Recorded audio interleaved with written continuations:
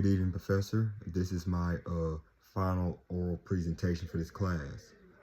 Before I begin, I just gotta say I did enjoy this online course, and I really learned a lot out of it. So let's get into it. What is a myth? A myth is a narrative, really a belief to something that is not true. Let's say, for example, like Hercules besting the Nemean lion, right? That's one myth, you know what I'm saying, that tells us like a narrative, right? Right. Throughout that whole story, when Hercules besting the Nemean lion, right there, that's pretty much a belief to be not true. However, it describes narratives through the Greek myth storytelling. All right. How is a myth used? Uh, Myth is used for this course.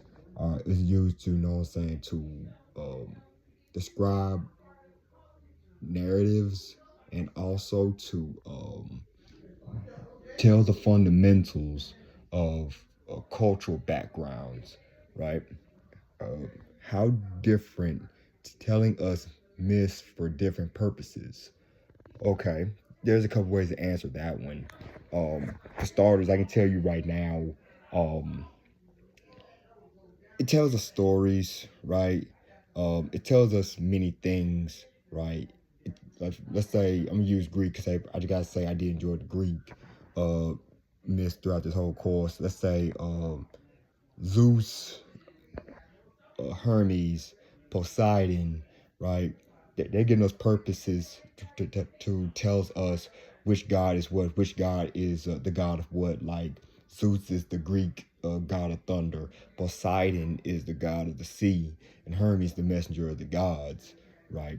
So it pretty much tells us different purposes of which god is what, and also gives us a little bit of background of how their stories are told.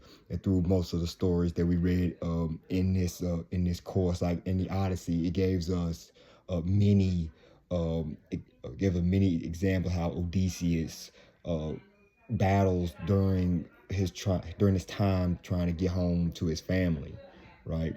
Uh, what was Greek or Roman culture like, and how are they similar to you or different from your own? Um, to answer that one, sir, they're both different. Okay, I'm gonna tell you why they're different. Because in Greek, all right, we had different. No, excuse me, Roman. I'm gonna start with the Romans. All right, in Roman, we had different types of Roman mythology that we read throughout this whole course, right? Like Julius Caesar. Right, I'm gonna use him as to help out with my presentation. Julius Caesar, he was like a well-known Roman leader who pretty much was uh, controlled mainly Greek, Egypt, and some parts of Rome, right? So he was unfortunately betrayed by his own comrades, and his own comrades took over the all the countries that Julius Caesar worked so hard to take control of.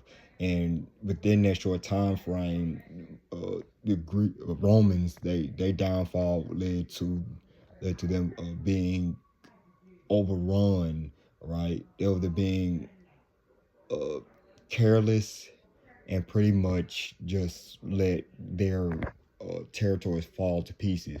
As far as Greek, however, this far one of my favorite ones. The Greeks, however, they have different gods here, different gods for each land form, like God of the underworld, God of the sea, God of thunder, whatever the case may be. So, reason that they're both different is like the Greek culture has a little bit more of a divine culture than it is the Romans. However, don't get me wrong, the Romans, they did have like a divine culture as well, but they felt like they was more controlling, right? They was more controlling than different territories, right? And finally, if I go ahead and say retell a myth to my own purpose, right? okay, I'm gonna make it my own. All right, let's say if somebody is going through depression and and they just want to say screw everything, right? They just gave up on life. Let me tell you, right? Depression is a powerful thing right there. All right, if you let depression um get at you, you'll be a prize to Hades, right? You're gonna feel like you're in the depths of the underworld, right? So the longer you suffer, right, Hades is gonna forever claim you, right? Hades is ain't gonna do nothing but send you through torment, right? And just you're gonna keep tormenting you until you are cast off into river Styx, okay? Until you feel like you had enough, you're gonna feel like you're gonna call out to Zeus to free you from Hades grasp, all right?